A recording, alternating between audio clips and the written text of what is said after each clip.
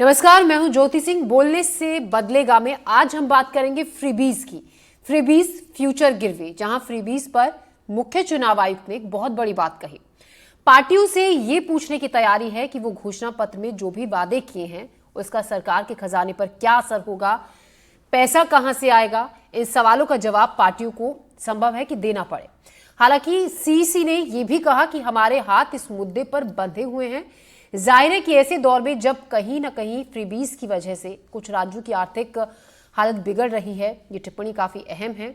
आज हम इसी मुद्दे पर बातचीत करेंगे और आपकी प्रतिक्रिया भी हमारे लिए बहुत जरूरी है। फ्रीबीज कल्चर को लेकर आप क्या सोचते हैं? क्या फ्रीबीज जहन में रखकर आप अपना वोट डिसाइड करते हैं कि किस पार्टी को दिया जाएगा, कहां से फ्रीबीज ज्यादा मिल रही है? आप इस मुद्दे पर अपनी राय हमसे साझा कर सकते हैं, हमें फोन कर सकते हैं। 8178999182 हमारा फोन नंबर है। तो बोलने से बदलेगा में आज बात फ्रीबीज की, और उससे पहले हम आपको चीफ इलेक्शन कमिश्नर का वो बयान भी सुनाएंगे। देश का मौजूदा कानून किसी भी राजनीतिक दल को फ्रीबीज के वायदे से नहीं रोकता है। ऐसे में हम ऐसे वायदों को गलत नहीं ठहरा रहे, लेकिन फ्रीबीज कल्चर चूंकि पिछले कुछ वर्षों में वोट हासिल करने का सरल रास्ता बन गया है, तो जरूरी है कि इसके सभी पहलुओं पर बात हो, क्योंकि पहले सुप्रीम कोर्ट और अब सीईसी की फ्रीबीज पर टिप्पणी बेहद अहम है। लिहाजा हम कुछ उन सवालों पर बात कर रहे हैं जो फ्रीबीज को एक गंभीर समस्या बनते जाने की तरफ इशारा कर रहे हैं। और आइए सबसे पहले आपको चीफ इलेक्शन कमीशन का वो महत्वपूर्ण बयान हम सुनाते हैं जो कुछ उन्होंने फ्रीबीज को लेकर कहा था।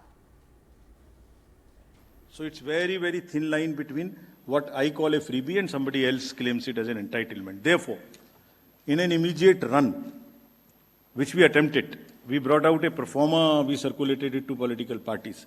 It must immediately be put to use and to the public disclosure that जो भी इलेक्शन में, हम फ्रीबी नहीं बोल रहे हैं, इलेक्शन मैनिफेस्टो का एक डिक्लेरेशन बोल रहे हैं।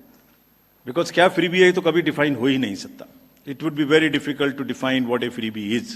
The Honorable Court also last time when hearing was said that we will appoint an expert committee to decide on this, but whenever that happens, it would be extremely difficult to define freebie. So what is necessary? The necessary is that the fiscal health of the state must be known to the public. What is debt to GDP or GSDP ratio of that state? What is how much interest you will pay on that promise, how much you will borrow?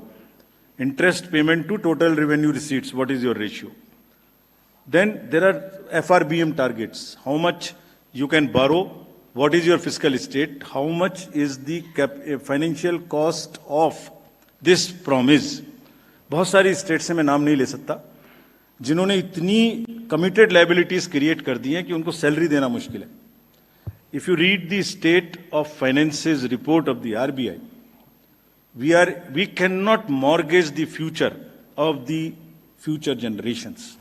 It is a very serious issue. We have attempted it. We have issued our performance on our website. This is high time that it must be accepted and legal answer to this must be found. But our hands are tied at this moment because matter is sub judice. तो आने वाले वक्त में पार्टियों को तैयार रहना होगा ये बताने के लिए कि जो फ्री की घोषणाएं की है उसके लिए पैसा कहां से आएगा। शिवपुरी से हमारे सहयोगी अतुल गौड़ ने फ्रीबीज को लेकर ही कुछ महिलाओं से बातचीत की। क्या प्रतिक्रिया उन्हें मिली, आइए देखते हैं। फ्रीबीज को अगर हम प्रधानमंत्री नरेंद्र मोदी की तरह से समझें तो वो कहते हैं मुफ्त की रेवड़ियां, और अगर इन मुफ्त की रेवड़ियों पर चुनाव आयोग भी टिप्पणी करे तो मामला बेहद संवेदनशील है।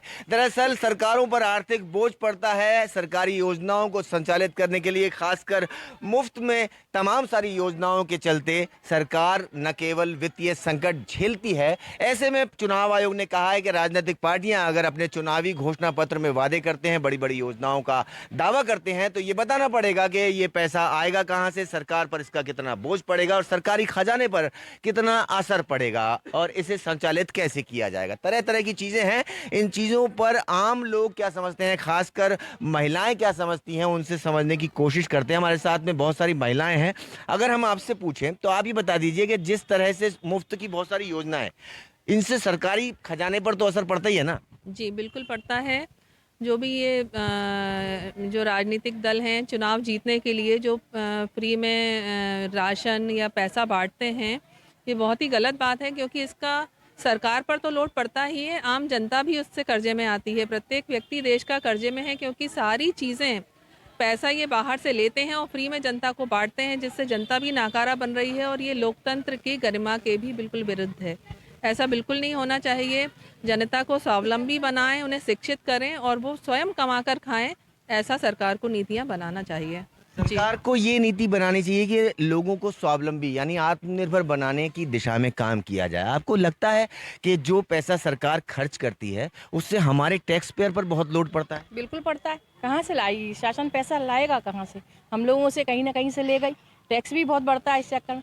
मेरा मानना ऐसा है कि जो महिलाएं हैं उनको आप फ्री में पैसा दे रहे हो, उससे उनमें जो कमाने की वो रुचि खत्म हो गई। उनको लगा फ्री में सब मिलना चाहिए, है ना, तो वो गलत है। आप उन्हें कुशल बनाइए, उन्हें शिक्षा दीजिए या छोटी छोटी ट्रेनिंग दीजिए, छोटे छोटे रोजगार शुरू कीजिए। वो एक बात ठीक है कि उनको वो खुद कमा के खाने में या कमाने में जो मज़ा है वो तो उनका ख़त्म ही हो गया ना। वो योग्य है तो भी नहीं कर पा रहे। योग्य तो भी नहीं कर पा रहे। इन मुफ्त की योजनाओं की वजह से क्या सरकारी तंत्र इतना हावी हो गया कि लोग काम करना नहीं चाहते? जी हाँ, इसमें संस्कारी तंत्र इतना हावी हो चुका है कि वो बिल्कुल बैठ के खाना ही चाहती है। जिनको इतना लाभ दिया जा रहा है तो वो काम करने की लोग योग्य नहीं समझते कि हमको काम क्यों, इसलिए कि वो जानते हैं कि हमको फ्री में मिल रहा है सब कुछ करने के लिए, तो काम करना चाहते नहीं है। मेरा ये कहना है कि थोड़ा सा उनके लिए कोई छोटे मोटे व्यापार खोल दें इन चीज़ों की जगह से, तो वो इससे अपना काम कर सके, उन्हें फ्री लाभ ना दें, मैं यही कहूँगी। योजनाओं को संचालित करने के लिए मुफ्त का लाभ ना दें। अगर हम आपसे पूछें तो आप क्या कहेंगी कि मतलब मुफ्त की चीज़ें सरकार को चलाना चाहिए, नहीं चलाना? स्वरोजगार ज़्यादा सही है मुफ्त की बजाय। स्वरोजगार होगा तो वो लोग आत्मनिर्भर भी बनेंगी महिलाएं और उनको अर्निंग भी होगी, पैसा भी कमाएंगी वो इससे। पैसा भी कमाएंगी। अगर हम आपसे पूछें तो टैक्स पेयर को कितना ये वजन झेलना पड़ता है? सर, टैक्स पेयर के अलावा ये पूरा वजन मतलब सभी जनता को झेलना पड़ता है उनका। अभी मध्य प्रदेश सरकार ने करोड़ों रुपए का कर्जा लिया है। अभी अखबार की न्यूज़ भी आई है, उसमें भी देखा है कि मतलब करोड़ों रुपए कर्जा लेके ये फ्री में बांट रहे हैं। फिर इसका मतलब जनता पे सभी पे असर पड़ता है। महंगाई किसी न किसी रूप में बढ़ाई जा रही है, क्योंकि फ्री में बांटने से सब सिस्टम बिगड़ रहा है। तो इसको मतलब रोकने के लिए इन्हें मतलब फ्री में देने से अच्छा है बच्चों के लिए टेक्निकल स्कूल खोले जाएं 6वीं क्लास से, कि बच्चा मतलब कुछ टेक्निक सीखे उसमें, और टेक्निकल चीज़ें सीखने से उसको रोजगार मिलेगा। बस यही कहना चाहता हूँ। स्वावलंबी मतलब अगर हम बात करें निःशक्त जो हैं, जो कर नहीं सकते, उनको तो देना चाहिए ना? हाँ, उनको थोड़ा बहुत देना चाहिए, लेकिन उनके साथ साथ जो और लोगों को देते हैं वो बहुत गलत बात है। और लोगों को जो देते हैं वो बहुत गलत बात है। तो अगर हम बात ग्राउंड जीरो पर आकर करते हैं तो आम लोग, खासकर महिलाएं, ये बात कहती हुई नजर आती हैं कि ये जो सरकारी ढांचा है, इस ढांचे में मुफ्त का जो फ्रीबीज है वो तमाम तरह की न केवल परेशानियां पैदा कर रहा है, बल्कि टैक्स पेयर के कंधों पर बोझ बढ़ता जा रहा है और सरकार की आर्थिक स्थिति बिगड़ते हुए सरकार कर्ज में डूब रही है। ऐसे में बच्चा अगर देश का कर्ज में है तो फिर देश विकास करेगा कैसे? शिवपुरी से अपने कैमरा साथी नितिन शर्मा के साथ अतुल गौड़, एनडीटीवी। तो फ्रीबीज को लेकर देश की आर्थिक व्यवस्था पर कितना असर पड़ रहा है ये हम बखूबी जान रहे हैं। ग्राफिक्स के जरिए भी हम आपको दिखाने की कोशिश कर रहे हैं कि कल मुख्य चुनाव आयुक्त ने प्रेस कॉन्फ्रेंस में फ्रीबीज को लेकर क्या बात कही थी। इसी पर चर्चा करने के लिए हमारे साथ खास मेहमान भी जुड़ गए हैं। आशा मौर्य हमारे साथ जुड़ गई हैं, एमपी की महिला उद्यमी हैं। हमारे साथ डॉक्टर मोहम्मद अमीन हैं, पूर्व चुनाव अधिकारी। अनुष्का वर्मा हमारे साथ हैं, अर्थशास्त्री। रमेश ठाकुर हैं, राजनीतिक विश्लेषक। सीमा सोलंकी, सोशल वर्कर। आप सभी का स्वागत है और हमसे जुड़ने के लिए आप सभी का शुक्रिया। मेरा पहला सवाल आशा मौर्य आपसे है। आप एक महिला उद्यमी हैं। फ्रीबीज को लेकर आजकल बहुत चर्चा हो रही है और अक्सर इस फ्रीबीज का जब चुनावों के वक्त में हम देखते हैं कि क्या असर चुनावों के वक्त में इस फ्रीबीज का देखा जाता है। क्या आप इस कल्चर को लेकर, आपकी क्या राय है, आप क्या कहेंगे इस कल्चर को लेकर?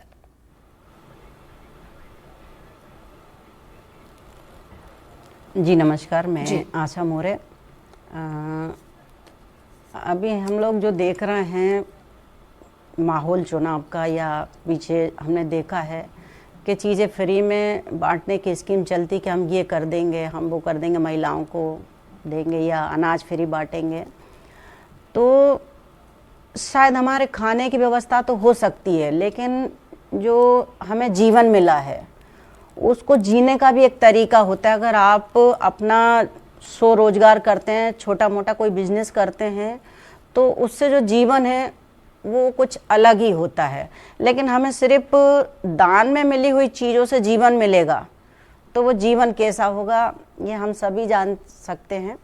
और अभी हमारी जो परिस्थिति हम लोग देख रहे हैं, हमारे बच्चों को शिक्षा नहीं मिल पा रही है और जो अनाज भी मिलता है तो उसकी वजह से लोग कामचोर टाइप के होते जा रहे हैं। काम नहीं फ्री करते के हैं चक्कर घर पे, में आप क्योंकि अनाज तो फ्री मिल के ही चुका चक्कर में है। अगर आप उतने योग्य हैं भी तो भी आप उन चीज़ों को दरकिनार कर देते हैं। डॉक्टर मोहम्मद अमीन, जिस तरीके से कल मुख्य चुनाव आयुक्त की तरफ से कहा गया कि फ्रीबीज के बारे में आगे इसको बताया गया कि आगे घोषणा पत्र में सभी पार्टियों को ये बताना होगा कि जो फ्री की घोषणाएं उनकी तरफ से हो रही हैं उसके लिए पैसा कहाँ से आएगा, क्योंकि जो बड़े अर्थशास्त्री हैं, जो एक्सपर्ट्स हैं, वो ये साफ मानते हैं कि फ्रीबीज का कितना असर देश की इकोनॉमी पर पड़ रहा है। देखिए श्रुति सिंह जी, ऐसा है कि जहां तक सवाल आपने किया है और कल हमारे चीफ इलेक्शन कमिश्नर ने भी इस बात को, जब दिल्ली के इलेक्शन को अनाउंस किया उस वक्त उन्होंने इस बात को कहा और ये फ्रीबीज के मुद्दे को उठाया। देखिए ऐसा है कि इससे पहले भी बहुत सी चीज़ों पे कदम का इलेक्शन कमीशन उठाता रहा है। जैसे कि आप देखिए मॉडल कोड ऑफ कंडक्ट, होता क्या था कि पहले बहुत खर्चे हुआ करते थे, अनलिमिटेड बातें हुआ करती थी, अनलिमिटेड हर चीज़ का कोई इतना वो नहीं था कंट्रोल। उसी तरह धीरे धीरे इलेक्शन कमीशन ने मॉडल कोड ऑफ कंडक्ट को लाए और सारी पार्टियों के बीच में डिस्कस करने के बाद मॉडल कोड ऑफ कंडक्ट लगता है, जिसमें कि ना तो वो पर्सनल अटैक करते हैं, ना ही हर चीज़ पे अंकुश लगाने की कोशिश की जाती है, ना ही सरकारी सुविधाओं का उपयोग कर पाते हैं मंत्रीगण अगर इलेक्शन लड़ रहे हैं या लड़ाने जा रहे हैं। उस तरह भी उन पर भी अंकुश लगा। अब ये मामला बहुत दिनों से विचाराधीन था और इलेक्शन कमीशन के रिफॉर्म्स ये भी था कि इसको जो है किसी तरह कंट्रोल किया जाए, क्योंकि क्या होता है कि झूठे सच्चे वादे करके चाहे वो बाद में करें ना करें, लेकिन जनता को बहका करके हम ये देंगे हम वो देंगे। बताइए जनता आत्मनिर्भर होनी चाहिए, उसको आप रोजगार दीजिए। अभी मैं सुन रहा था आपके सारे जो महिलाएं थी और भी लोगों ने इस बात को कहा कि आत्मनिर्भर भारत के साथ में आत्मनिर्भर सबको बनाना चाहिए, जिसके कारण कि वो अपने से कमा सके। ये नहीं है कि जनता का पैसा वो एक तो टैक्स पेयर को दिया जा रहा है, टैक्स पेयर से लिया जा रहा है, एक दूसरी तरफ जनता को दिया जा रहा है। जनता को निकम्मा बनाने के लिए और जनता को काम ना करने के लिए इस तरह से किया जाए। हाँ, मैं समझता हूँ जहाँ किसी को जरूरत है, जो जरूरतमंद है, जैसे हम देखते हैं भिखारी को पैसे देने हैं तो भिखारी को पैसे हम डालते ही हैं, ऐसा नहीं कि भिखारी को हम पैसा नहीं देते, लेकिन हर एक को भिखारी बनाना चाहते हैं ये देश के नेता लोग। उन पे ये अंकुश लगेगा और ये बहुत अच्छा स्टेप है, मैं इसकी सराहना करता हूँ। और इस पर जो है मैं समझता हूँ कोर्ट भी ऑर्डर करेगा और पार्टियां भी इस बात को विचार करेंगी, ये इसको बंद करना चाहिए। क्यों?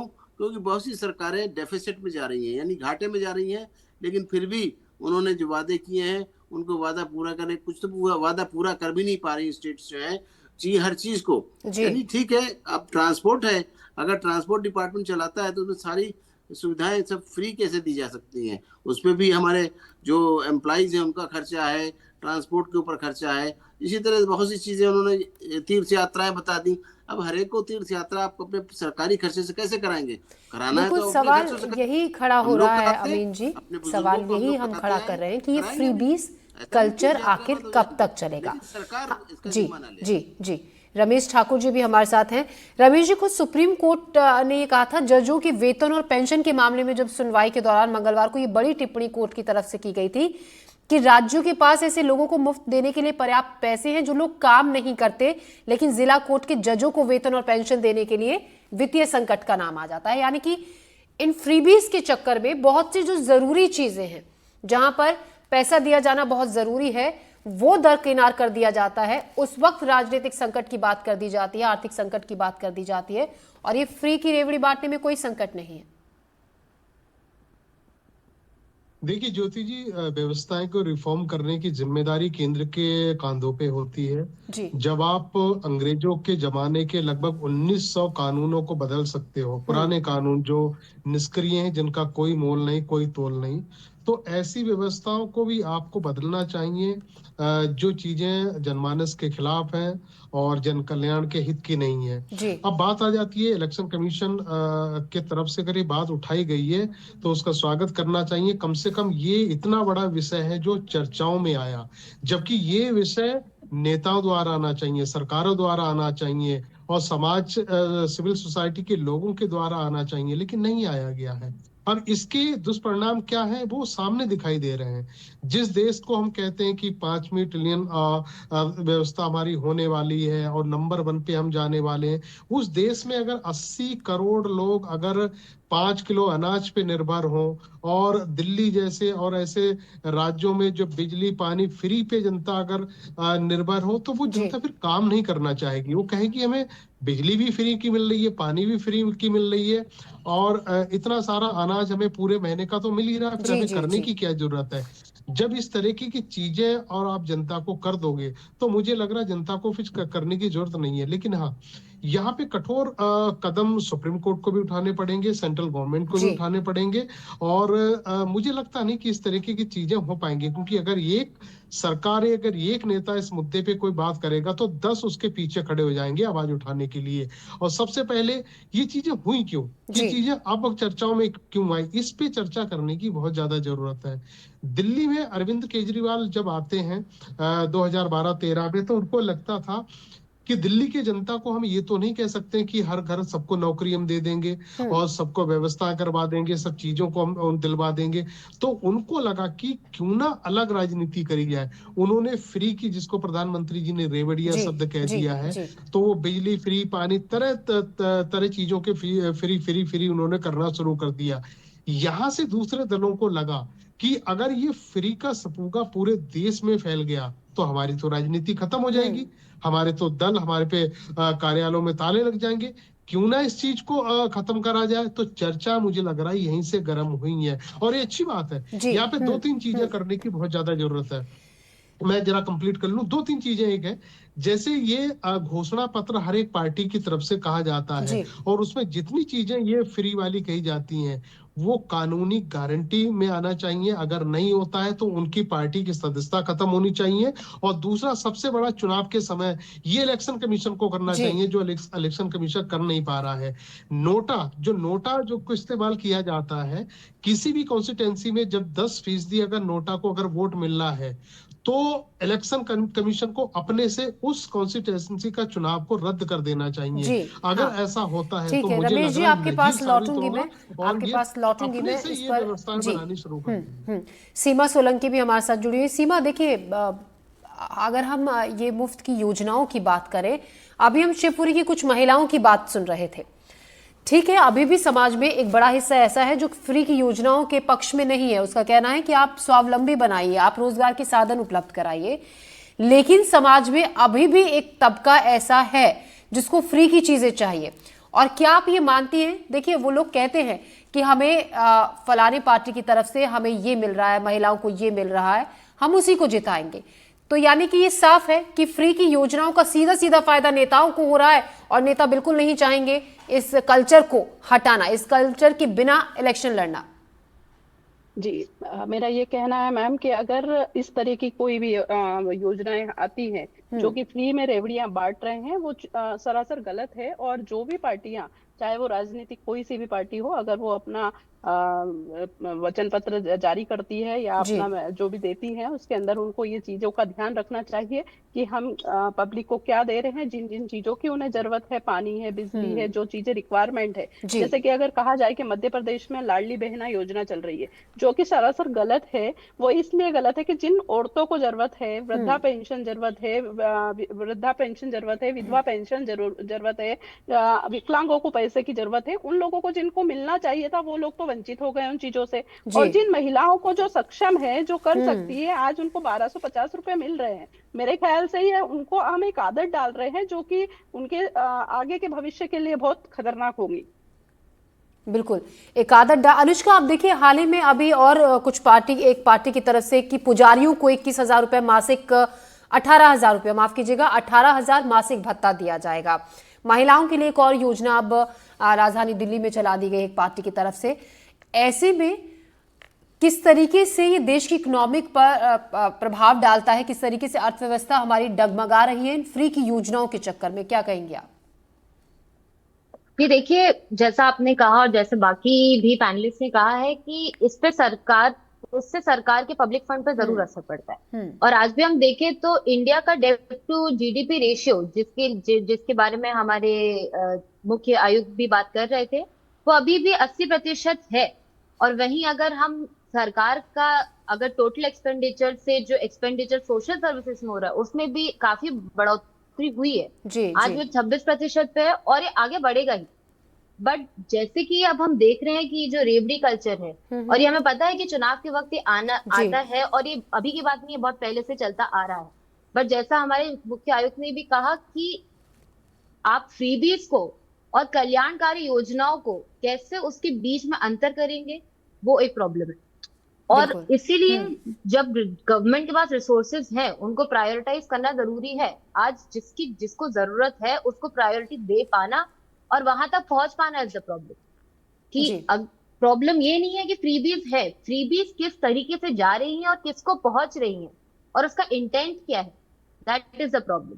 जी ठीक है, क्योंकि हाँ जी अनुष्का, एक कॉलर भी हमारे साथ जुड़ रहे हैं, भानु हमारे साथ जुड़ रहे हैं। भानु, कहिए क्या कहना चाहते हैं आप फ्रीबीज कल्चर को लेकर, आपकी राय?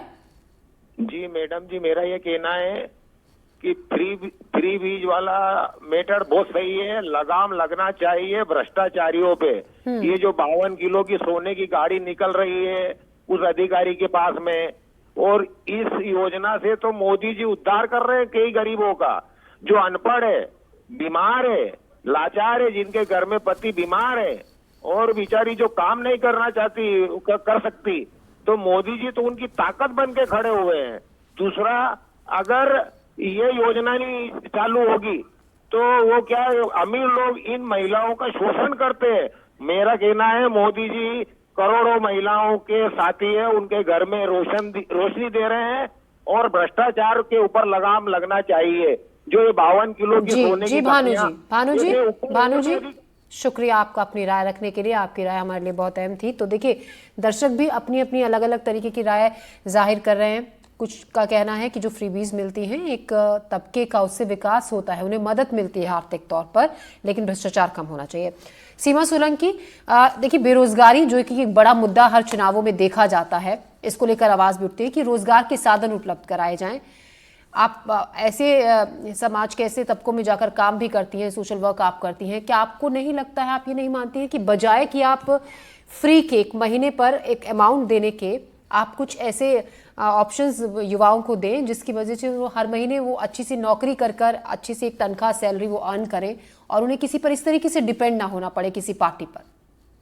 पिछले को अगर हम पहले की बात करें तो पहले ऐसी योजनाएं होती थी कि चरखा केंद्र खुल रहा है, सिलाई केंद्र खुल रहा है, जिसमें महिलाएं स्वावलंबी भी बनती थी और अपने आप निर्भर होती थी, खुद अपने काम करती थी मैडम। लेकिन आजकल जो चीजें जाए, जैसे 1200 रुपए मिल रहे हैं तो 1200 रुपए उनको घर में मिल जाते हैं, तो उन्हें कहीं जाने की जरूरत नहीं होती है। इस तरीके से महिलाओं को एक आदत सी पड़ गई है कि वो कुछ करना ही नहीं चाहती। मैं ये चाहती हूँ कि सरकार अपने इसमें ऐसे मुद्दे लाए कि ताकि कम से कम महिलाएं सक्षम बने, खुद अपना काम करे, खुद आगे बढ़े। और हम देखते ही हैं सब जगह, सारी जगह अगर ऐसे इस तरीके से उस चीज को क्लियर किया जाएगा तो बहुत ताकत मिलेगी महिलाओं को। जी, तो आशा मौर्य, आप एक अपना काम आप काफी वक्त से कर रही हैं, आप मुझे बताइए, अगर कोई महिला मान लीजिए उसके पास कुछ भी काम नहीं है, वो कुछ अपना छोटा मोटा काम शुरू करना चाहती है, क्या सरकारी मदद इस तरीके से अलग अलग संस्थाओं की तरफ से उसको मिलती है, उपलब्ध कराई जाती है विभाग की तरफ से, कि अगर कोई महिला अपना कुछ काम शुरू कर रही है उसको स्वावलंबी बनाने के लिए, काम को और अच्छे से आगे बढ़ाने के लिए उसकी थोड़ी सी मदद मिल जाए? आसान है ये मदद? यहाँ पे मैं कहना चाहूँगी, ये मुझे बहुत अच्छा लगा आपका प्रश्न, क्योंकि जैसे कि मैं गांव में रहने वाली महिला हूँ और मैं ज्वेलरी का बिजनेस है मेरा, मैं खुद ही ज्वेलरी उत्पादन करती हूँ। इसमें मैं रेशम, पेपर और टेराकोटा ऐसे ज्वेलरी बनाती हूँ। तो ये जो मैं बहुत सारी बातें सुनी, मैं क्योंकि इतना नहीं जानती हूँ, क्योंकि गाँव की हूँ, लेकिन एक चीज़ समझ में आ रही है कि काम के बदले पैसा, वो चीज़ होना चाहिए, ना कि घर बैठे आपको 1200-1500 रुपए, इससे कोई जिंदगी नहीं चलेगी और हम अपने बच्चों को सही लाइफ दे ही नहीं सकते। और ये जैसे कि सरकार कुछ चीजें अच्छी भी कर रही है, ऐसा नहीं है, बहुत अच्छी चीजें कर रही हैं। जी। तो उसमें जैसे मैं ज्वेलरी बनाती हूँ तो मुझे दुकान प्रोवाइड कराई जाती है फ्री ऑफ कॉस्ट। तो ये ऐसी मदद करनी चाहिए कि भाई आप जो भी महिला हों या पुरुष हों, उनके अंदर जो काबिलियत है उसको निखारने में आप सहयोग करें, उनको ऐसी जगह मुहैया कराएं जिससे वो अपना रोजगार जी आशा जी शुरू कर सकें। जी तो वो ज्यादा सही होगा, ना कि अनाज फ्री दें या और शिक्षा की भी उचित व्यवस्था होनी चाहिए। अभी हम लोग देख रहे हैं भारत में बच्चों की 9th क्लास तक कोई शिक्षा की स्थिति इतनी ज्यादा खराब है कि जी परमात्मा ही जानता होगा। आशा जी बिल्कुल, देखिए बहुत अच्छी बात है, शिक्षा पर ध्यान दीजिए, रोजगार पर ध्यान दीजिए, बजाय कि फ्रीबीज योजनाओं के जिस तरीके से जो भी एक्सपर्ट्स हैं जो आम जनता के बीच में, उन औरतों के बीच में जाकर काम करते हैं, वो एक्सपर्ट्स हमारे साथ बैठे हैं जिनके पास रोजगार नहीं है, लेकिन फ्री की एक योजना के चक्कर में अगर वो योग्य भी हैं तो भी वो कुछ काम नहीं आगे बढ़कर कर पाते हैं।